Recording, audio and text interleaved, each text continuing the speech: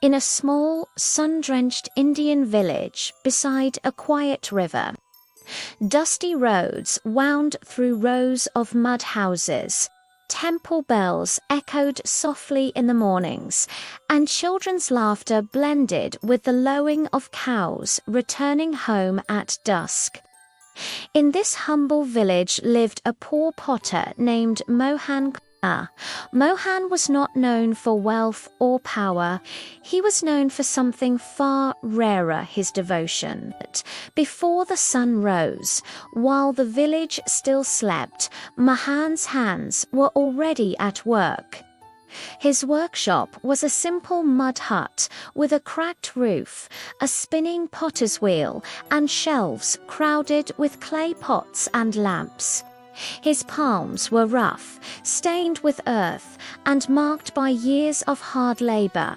Yet when they touched clay, they moved with a quiet grace, as if guided by faith itself. Mohan did not merely shape clay, he poured his heart into it.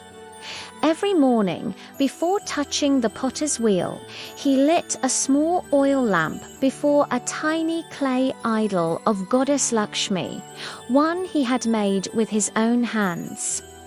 Folding his hands, he whispered a simple prayer, asking not for riches or fame, but only for strength to work honestly and to provide food for his family.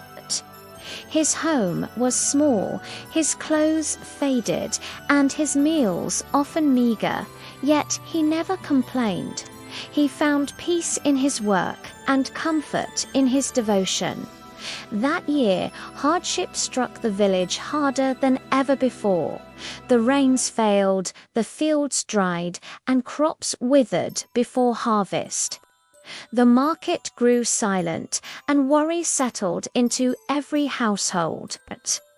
People barely had enough money for food, let alone decorations for Diwali. Mohan felt the struggle deeply. Days passed without a single sale.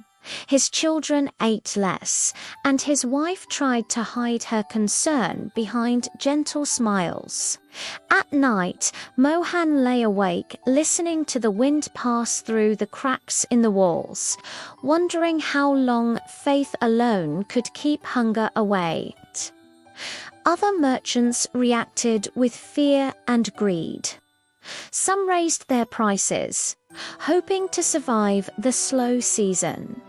But Mohan's heart refused to change. One evening, as he watched children playing with broken clay lamps near the temple, a thought sparked within him. If people could not afford grand celebrations, perhaps they still deserved hope. That night, he told his wife that he would make clay idols of Goddess Lakshmi not to earn profit, but to remind people that faith was still alive. Though worried, his wife trusted his heart. Before dawn, Mohan walked barefoot to the riverbank and gathered the finest clay he could find. Back in his workshop, he worked with renewed purpose. Day turned into night, and night into dawn. His hands cracked, his eyes burned, and his body begged for rest, but his spirit remained strong. With every idol, he whispered prayers, sculpting the gentle smile of Lakshmi Ma, the open palms of blessing, and the flowing folds of her sari. Each idol was imperfect, yet filled with devotion. On the final night before Diwali, exhaustion overcame him. Mohan collapsed beside the potter's wheel, his head resting near a row of freshly made idols. As the village slept under the moonlight, a soft golden glow filled his workshop.